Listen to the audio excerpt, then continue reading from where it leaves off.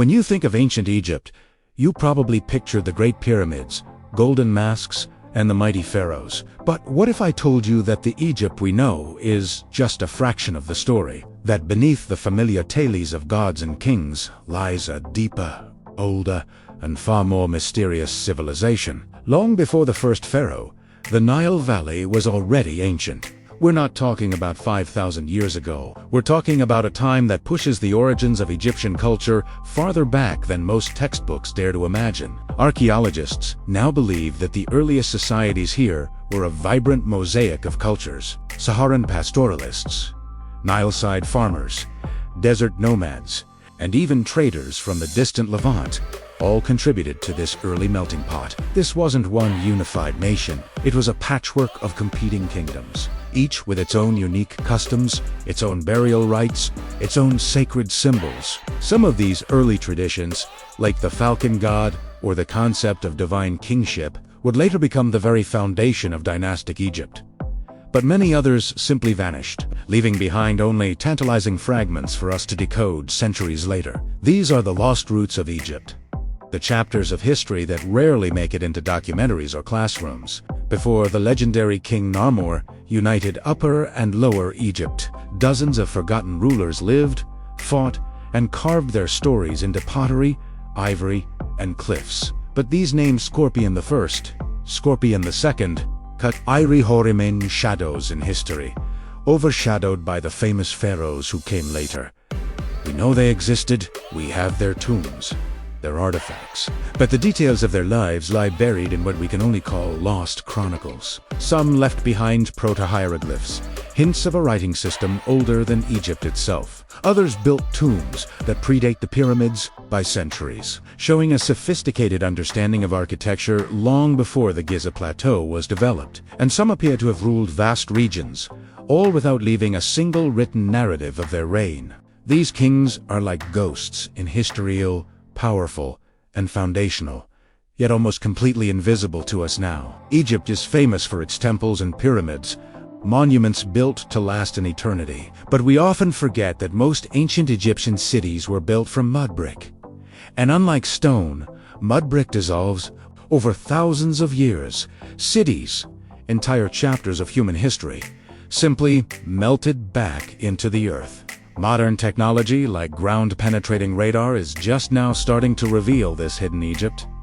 We're searching for Thinis, the very first capital of the unified kingdom, but its exact location is still a mystery. Beneath the sprawling metropolis of modern Cairo lies the legendary white-walled city, tragically impossible to excavate. We know of places like Crocodilopolis, where a living sacred crocodile was worshipped, and Avaris, the foreign Hyksos capital, now buried under modern towns. And then there's Heracleion, Egypt's own Atlantis, a thriving port city that sank beneath the waves of the Mediterranean. Each of these lost cities tells a story of power, culture, and ingenuity, a story erased by the Nile, by war, and by time itself. Egypt's history isn't incomplete just because people forgot. It's incomplete because the land itself reclaimed it. The genius of ancient Egypt stretches far beyond the pyramids. Their knowledge of engineering, medicine, astronomy, and architecture was centuries ahead of its time. But the biggest mysteries aren't about what they built, they're about the knowledge that's missing.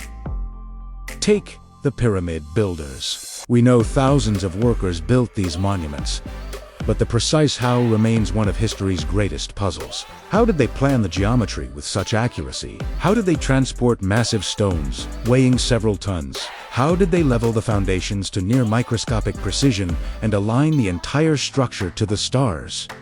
No blueprints have ever been found, no detailed plans. We only have the results, which continue to challenge our understanding. Then there's the lost knowledge of Egyptian medicine. The Edwin Smith Papyrus is actually the world's very first surgical manual, dating back over 1,000 years before Hippocrates.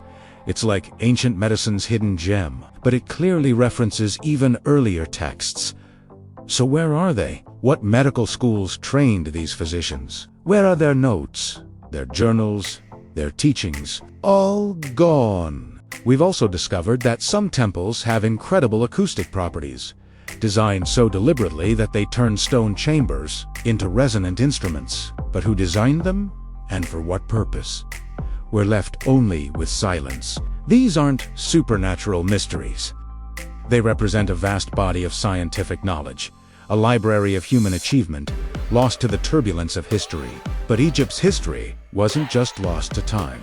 Parts of it were deliberately erased. To legitimize their own rule, pharaohs would sometimes chisel their predecessors out of history. The images of the powerful female pharaoh Hatshepsut were systematically destroyed. The revolutionary monuments of Akhenaten were torn down, and his entire era was nearly wiped from memory. Names were removed from king lists, faces were gouged out of temple walls, and official histories were rewritten. This was state-sponsored historical revisionism, happening thousands of years ago. The lost Chronicles of Egypt aren't just a product of decay. They are the result of royal censorship, a battle for narrative control that still echoes today. And yet, for everything we've lost, Egypt still speaks to us. It speaks through its delicate and symbolic arts. It speaks through its architecture, a perfect geometry frozen in stone. It speaks through its language, which was reborn with the discovery of the Rosetta Stone.